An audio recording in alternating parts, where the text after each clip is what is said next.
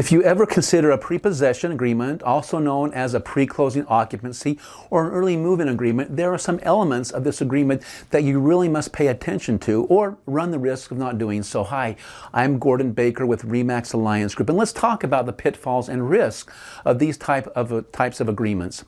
Pre-possession occupancy is when the buyer occupies the property prior to the close of escrow and transfer of ownership. In a previous video, I talked about post-possession, where the buyer, new owner, bears the greater risk when they let the seller stay after the close. Now, we're going to talk about pre-possession occupancy, where the seller is under a greater risk burden because they allow the buyer to move in before the close. Let's see why. First of all, why do buyers and sellers enter into a pre-possession agreement? Well, it can be the solution to many problems. For example, let's say there is a delay in the buyer's loan and they have to be out of a rental before the new closing date, and the house they are buying is sitting vacant. Can you see where this is going? Or the buyers have their house under contract, and instead of moving into a hotel or short-term rental and putting their belongings into storage, they want to move into the house they are purchasing before the close on the house they are selling and the one they are buying. Sounds simple, doesn't it? Until it's not. A good pre-possession agreement will anticipate problems and address those what-ifs. So what could possibly go wrong? Well, what if the buyer's loan is denied at the last minute? Now you have a tenant and not a buyer. Maybe that's because, unfortunately, the buyer just got laid off from their job.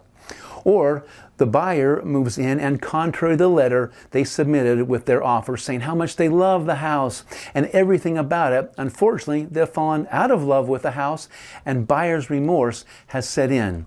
In spite of these risks, if the buyer and seller decide to go ahead with a pre-possession or pre-closing occupancy agreement, and after it's been recommended that they seek appropriate counsel from insurance, legal, tax, and accounting professionals, they should keep in mind these important elements of a pre-possession occupancy agreement.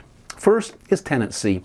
The agreement should be an addendum to the contract, and the Arizona Residential Landlord-Tenant Act does not apply and should be stated as such. This is because there are inherent contradictions between the Landlord-Tenant Act and the purchase contract. Next is the term of the agreement. The agreement should include a specified term with a beginning and end date, and just as important, what happens at the end of the term, which brings up the return of the property. Obviously, you hope this is not the case, and the buyer's close happens shortly after the agreement is initiated. But it's one of those what-ifs that needs to be considered. What if the buyer cannot close for whatever reason? How soon do they need to return the possession to the seller? 2 days? 2 weeks? A month?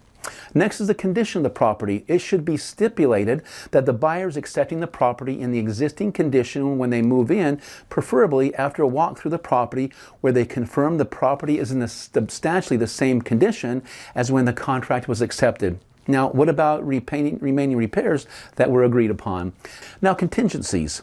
The agreement must specify which contingencies remain in place and what will happen if they are not met.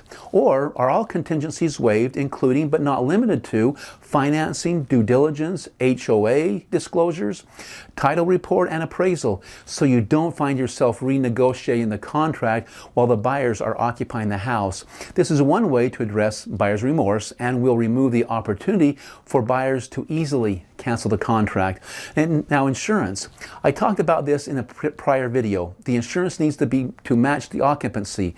It should be required that the buyer, new tenant, must have renter's or tenant policy, and the owner should have a dwelling fire policy since they are no longer living in the house.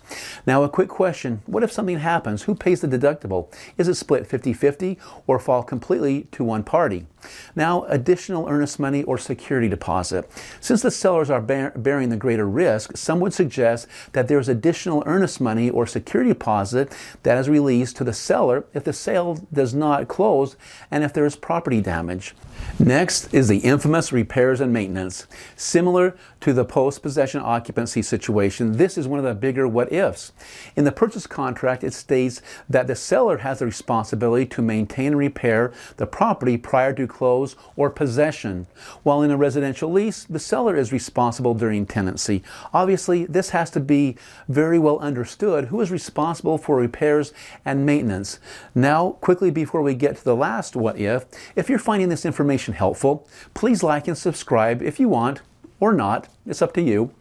Then there are use restrictions. I think the best way to sum this up is that the buyer, soon-to-be new owner, doesn't do stupid stuff before it closes. Nothing illegal or criminal, nothing that violates the CC&Rs, no subletting the premises, occupancy by only those on the addendum, something indemnifying the seller from loss, liability, and damage from unlawful or improper use would be a good protection from what if the buyer does stupid stuff. Has this made you look at pre-possession occupancy agreements in a different light? I sure hope so.